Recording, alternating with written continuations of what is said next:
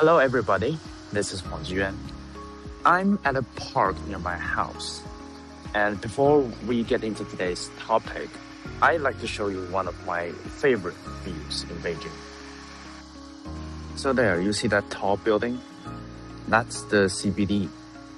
And to my left, that is the Fourth Ring Road. This section of the road cuts through this park.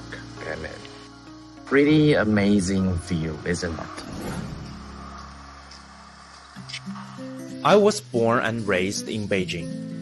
For me, and I think for many people who are like me, nature used to belong to those grand places, the Summer Palace, Temple of Heaven, big walled-off places with lots of grass and trees that need tickets to get into. It was there, but it was hardly part of the daily lives. You would interact with it from time to time, but you wouldn't take a stroll in real nature after a meal, or just randomly wander into it. Here, under my feet, you can see the trail is made specifically for running and speed walking. And over there, behind the trees, there are tennis courts and soccer courts. Beijing is getting quite cold now, so there are less people walking around, but you can still see people here exercising, letting their kids run free. In spring and in summer, there are many people who would be here after meal taking a stroll around. It may seem too mundane or even trivial, too daily to be taken as something significant, but I see something that's changing. The relationship between nature and us is changing. Here they are, people swimming and kayaking in the Liangma River. There's the concert in Chaoyang Park in the summer. Legions of visitors in the Nanyuan Forest and Wetland Park, attracted by its 15.59 square kilometers of wonder and a platform from which people can capture the entire city of Beijing and the Western Hills with cameras.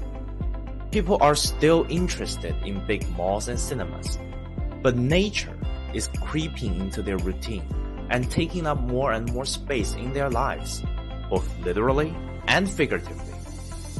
I checked out the data.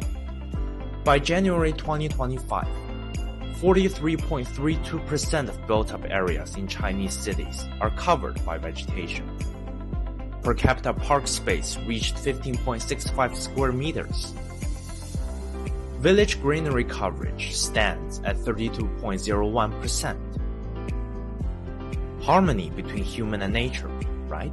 That's what's been emphasized during the last several years. Many people see it through the big projects, fuel efficiency, green energy, electric cars, big windmills, or seeding the desert with trees. There's no doubt that those are important.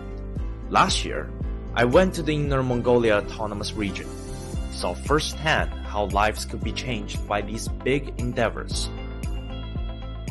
通过生态治理跟这个当地牧民做这个经济合作，我提供你这个场地，你做这个经济作物，你再去收割或者是市场的这个变卖，作为你这个牧民的一种增加收入，这是一个可持续循环的一个生态治理。所以您的意思是说，在这个格子中，它会对牧民会来种，可以做一些有经济价值的作物，或者是甘草，或者是其他的一些当地适合种的这些植物。But this is important too. These small things, the mundane things, things that are considered too daily to be seen as significant.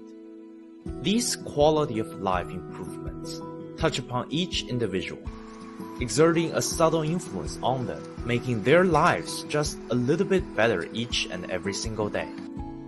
In the recommendations for China's 15th five-year plan, it is stated that the country should accelerate the green transition across the board in an effort to build a beautiful China and accelerate the building of green production and lifestyle.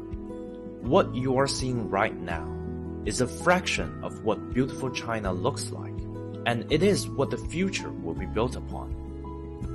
So I'm here, sitting in this park, overlooking these people. thinking and as I talk about these changes. They're small, quiet, almost unnoticeable at first. But they add up. They really do. Policy documents could be long and dense, but this is what they become. The jogging trail, the grove where kids chase after one another, the sport courts, the bench where the grandparents sit. City, life and nature merging together. It doesn't always come with grandeur. It could come quietly, unrecognized and perhaps unappreciated, until you become part of it.